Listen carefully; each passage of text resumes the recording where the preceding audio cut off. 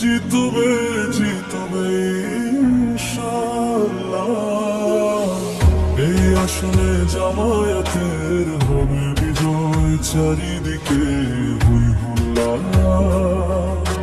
জিতবে জিতবে দাড়ি পাল্লা, দাড়ি পাল্লার হবে বিজয়।